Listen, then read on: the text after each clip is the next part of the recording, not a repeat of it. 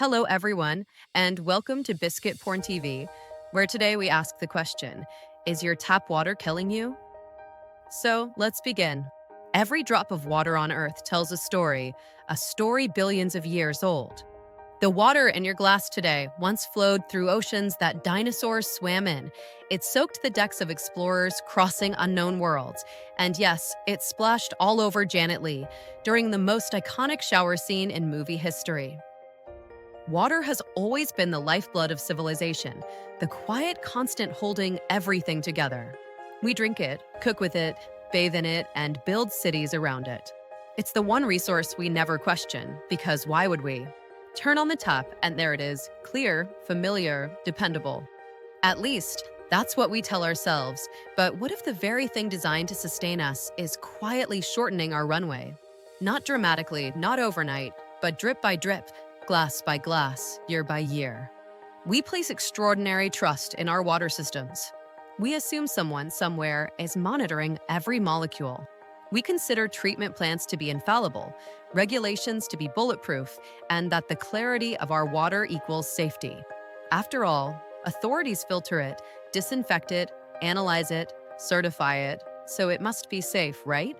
Or have we all grown too comfortable to ask the question that matters? Because around the world, and even in highly developed countries, that confidence is beginning to crack? Modern treatment systems weren't designed for today's world. Aging infrastructure, industrial waste, agricultural chemicals, pharmaceuticals, microplastics, and new contaminants are entering the water supply faster than we can study them. So even after filtration and disinfection, drinking water may still contain trace levels of chlorine byproducts, heavy metals like lead, PFAS, also known as forever chemicals, pesticide residue, nitrates, and microscopic plastic particles. To keep water safe from bacteria, utilities add disinfectants, usually chlorine. It's practical, necessary, and has saved millions of lives. But chlorine doesn't always work alone. When it reacts with naturally occurring organic matter, such as algae, it can form disinfection byproducts, including trihalomethanes, which at regulated levels are considered safe, but long-term exposure may be carcinogenic. That said, this is still under review. One way to get a snapshot of your water quality is through total dissolved solids, or TDS. It measures the amount of dissolved minerals, metals, salts, and organic material in water. Now, not all TDS is dangerous. Calcium and magnesium, for example, are harmless. But a high reading may indicate aging pipes, chemical residue, or potential contamination. Researchers are now studying whether long-term exposure to specific contaminants may be linked to kidney stress, reproductive challenges, cardiovascular strain, developmental concerns, and increased cancer risk. No one develops serious illness from a single glass of water, but decades of small exposures may add up. Cities around the world have experienced lead contamination, bacterial outbreaks, algae blooms, chemical spills, and failing infrastructure.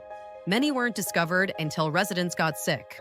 So the real threat isn't dramatic poisoning, it's silent accumulation. But here's the good news. Clean, safe water is possible. And protecting yourself doesn't require panic, just awareness.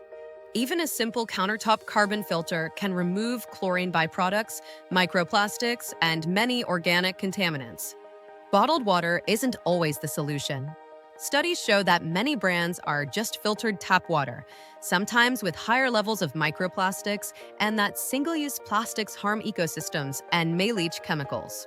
Reverse osmosis and distillation systems can drastically reduce contaminants, but they're not always necessary for everyone. The right choice depends on where you live and what's in your water. And no, purified water doesn't strip minerals from the body.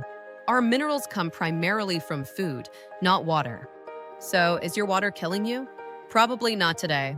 But understanding what flows into your body is one of the most important long-term health decisions you'll ever make. Your body is over 60% water. So the real question is, shouldn't the water you drink be as pure as your intentions for living well? Have you ever tested your tap water? Please share your results in the comments, as this may help others who can learn from them. And if you want more videos that put your health back into your own hands, please like this video, subscribe to our channel, Turn on notifications so you never miss any of our content, and stay hydrated the smart way. And I'll see you in the next video.